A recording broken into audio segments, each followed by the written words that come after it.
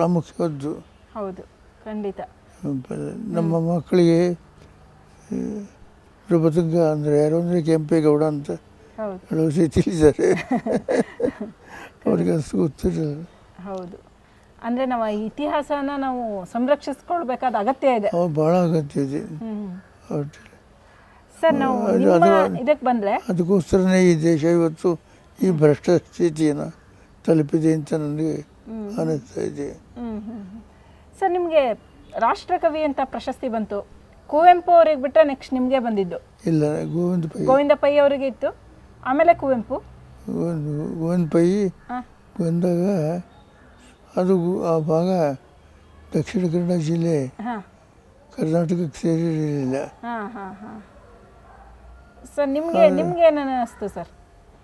ನಿಮ್ಗೆ ರಾಷ್ಟ್ರಕವಿ ಅಂತ ಬಂದಿದ್ದು, ಅವಾರ್ಡ್ ಬಂದಿದ್ದು ಏನು ಅನ್ನಿಸ್ತು? ಭಾಳ ಸಂತೋಷ ಅನ್ನಿಸ್ತು. ಬಟ್ ಮತ್ತು ಹೆಮ್ಮೆ ಕೂಡ ಅನಿಸ್ತು.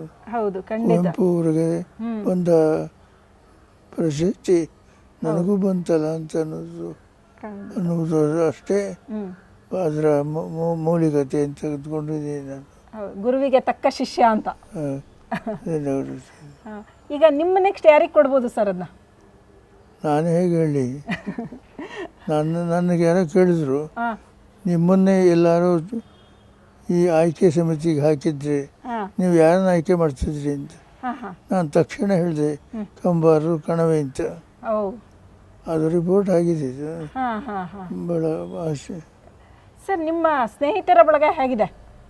ಸರಿ, ಸ್ನೇಹಿತರ ಬಳಗ ಹೇಗಿದೆ ನಿಮ್ಮದು? ಸ್ನೇಹಿತರ ಬಳಗ ಹೇಗಿದೆ? ಯಾರ್ಯಾರು ಇದ್ದಾರೆ ನಿಮ್ಮ ಸ್ನೇಹಿತರ ವಲಯದಲ್ಲಿ? ಭಾಳ ಭಾಳ ಕಡಿಮೆ ಸ್ನೇಹಿತರು ಇದ್ದಾರೆ. ಕಡಿಮೆ ಸ್ನೇಹಿತರು ಮೈಸೂರಲ್ಲಿ ಪ್ರಭು ಪ್ರಸಾದ್ ಅಂತ ಇದ್ದಾರೆ, ಪ್ರಭುಶಂಕರ್ ಅಂತಿದ್ದಾರೆ. ಈ ಊರಲ್ಲಿ ಸುಬ್ರವ್ ಅಂತಿದ್ದಾರೆ. ಇವರಿಗೆ ಡಾಕ್ಟರ್ ವೆಂಕಟೇಶ್ ಮೂರ್ತಿ ಇದ್ದಾರೆ. ಡಾಕ್ಟರ್ ಶ್ರೀರಾಮ್ ಭಟ್ರು ಇದ್ದಾರೆ. ಪೂತಿನ ಟ್ರಸ್ಟಿನ ಬಳಗ ಇದೆ. ಸೊ ಇಲ್ಲಿ ನನಗೆ ಸ್ನೇಹಕ್ಕೆ ಕೊರತೆ ಇಲ್ಲ. ಈಗ ಬಂದು ಮಾತಾಡ್ಸ್ಕೊಂಡು ಹೋಗ್ತಾರಾ? ಬರ್ತಾರೆ. ಸರ್, ಬಂದಾಗ ನೀವು ಕಾವ್ಯ ಸಂಬಂಧ ಮಾತುಗಳೆಲ್ಲ ಬರುತ್ತಾ ಈಗಿನ? ಹೌದು, ನಾವು ಮಾತಾಡೋಕೆ ವಿಷಯ ಏನಿದೆ? ಅದೇ ವಿಷಯ. ನಾವು ಮಸಾಲೆ ದೋಸೆ ಬಗ್ಗೆ ಮಾತಾಡೋದಕ್ಕಾಗತ್ತೆ. ಓಕೆ, ಕಾವ್ಯದ ಬಗ್ಗೆ. ಸರ್, ಇವತ್ತಿನ ಯುವಕರ ಬಗ್ಗೆ ಏನು ಹೇಳ್ತೀರಾ? ಯುವಕರಲ್ಲಿ ಉತ್ಸಾಹ ಇದೆ. ಸ್ಪಂದ ಮಾನವತ್ವ ಅಂತ ನಾವೇನು ಕರಿತೀವಿ ಅದಿದೆ. ಅಣ್ಣಾ ಹಜಾರಿಯ ಇದನ್ನು ಭ್ರಷ್ಟಾಚಾರ ವಿರೋಧಿ ನೋಡಿದ್ರೆ ಹೇಗೆ ಜನ ಸ್ಪಂದಿಸ್ತಾರೆ. ಆದರೆ ಆ ಸ್ಪಂದಮಾನತ್ವ ಎಲ್ಲವೂ ಸೀಮಿತವಾಗಿದೆ, ಮುಕ್ತವಾಗಿಲ್ಲ ಅಂತ ಅನ್ಸುತ್ತೆ ಕೂಡ ಅನಿಸುತ್ತೆ. ಆದರೆ ನಮ್ಮ ಇವತ್ತಿನ ಇವರ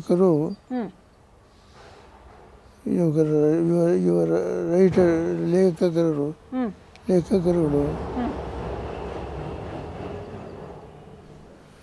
ಮುಖ್ಯವಾಗಿ ತಮ್ಮ ಹಿಂದೆ ಏನಿತ್ತು ಅದನ್ನು ಎಷ್ಟು ಮಟ್ಟಿಗೆ ನಾವು ಅರಗಿಸ್ಕೊಂಡಿದ್ದೇವೆ, how have imbibed the tradition, ನಮ್ಮ ಪರಂಪರೆಯನ್ನು ನಾವು ಅರ್ಥ ಮಾಡ್ಕೊಂಡಿದ್ವಿ ಅನ್ನೋದು ವಿಚಾರದಲ್ಲಿ ಭಾಳ ನಿರ್ಲಕ್ಷ್ಯ ತಳೆದಿದ್ದಾರೆ. ಇದು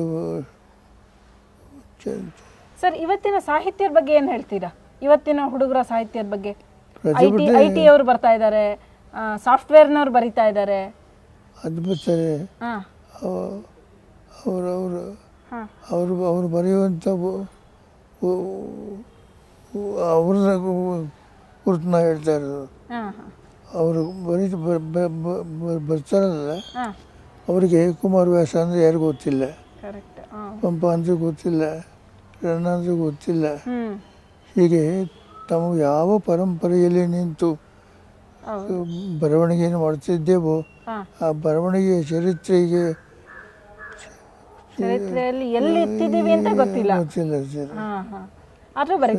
ಇದೊಂದು ಬಹಳ ದೊಡ್ಡ ಕೊರತೆ.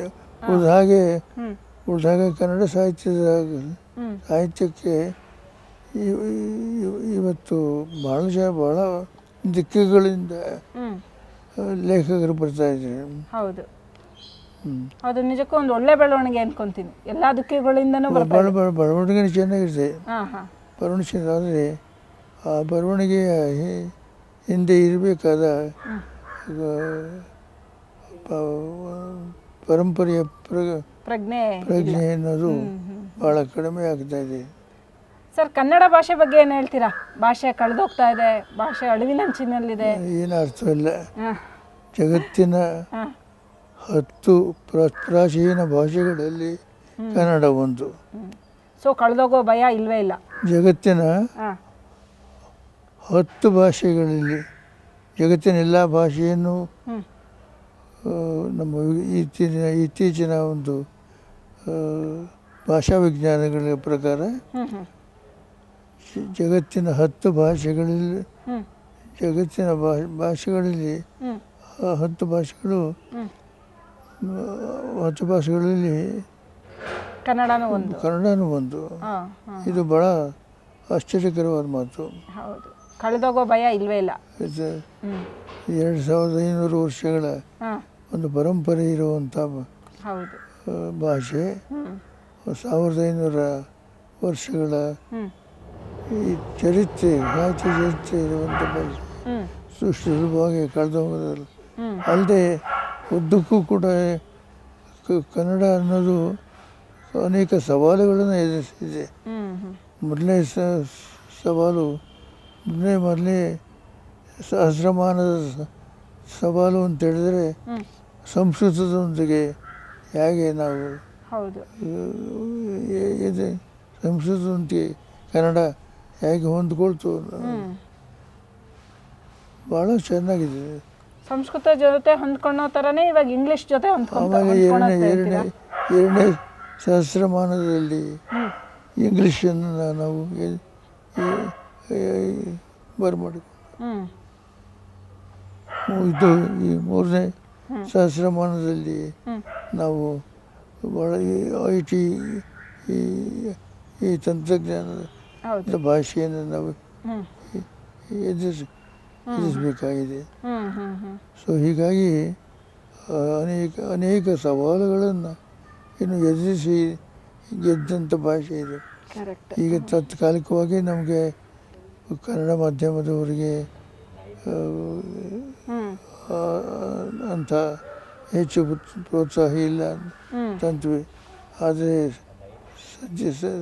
ಮೊನ್ನೆ ಮುಖ್ಯಮಂತ್ರಿಗಳು ನವೆಂಬರ್ 1ನೇ ತಾರೀಕು ಕನ್ನಡ ಮಾಧ್ಯಮವನ್ನು ನಾವು ಏನು ಮಾಡಿದ್ರು ಕೂಡ ಮುಚ್ಚೋದಿಲ್ಲ ಅನ್ನೋ ಮಾತು ಹೇಳಿದ್ರು. ಭಾಳ ಆಶಾದಾಯಕವಾದ ಸಂಗತಿ ಅಂತ ಹೇಳಬೇಕು. ಖಂಡಿತ ಸರ್. ಸೊ ಎಲ್ಲ ಸವಾಲುಗಳನ್ನು ದಾಟಿಯೂ ಕನ್ನಡ ಗೆದ್ದು ಬರುತ್ತೆ ಅಂತ ಹೇಳ್ತಿದ್ದೀರಾ. ಖಂಡಿತ ನಿಮ್ಮ ಇಷ್ಟು ಅನುಭವಗಳನ್ನು ನಮ್ಮ ಜೊತೆ ಹಂಚ್ಕೊಂಡಿದ್ದು ತುಂಬ ಖುಷಿ ಆಯಿತು ಸರ್. ಧನ್ಯವಾದಗಳು. ರಾಷ್ಟ್ರಕವಿಯ ಮನದಾಳದ ಮಾತುಗಳನ್ನು ಕೇಳಿದ್ರಲ್ಲ, ಇದು ಈ ಹೊತ್ತಿನ ವಿಶೇಷ. ನಮಸ್ಕಾರ. ಕಾಣದ ಕಡಲಿಗೆ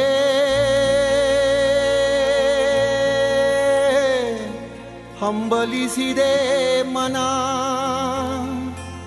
ಕಾಣದ ಕಡಲಿಗೆ ಹಂಬಲಿಸಿದೆ ಮನ.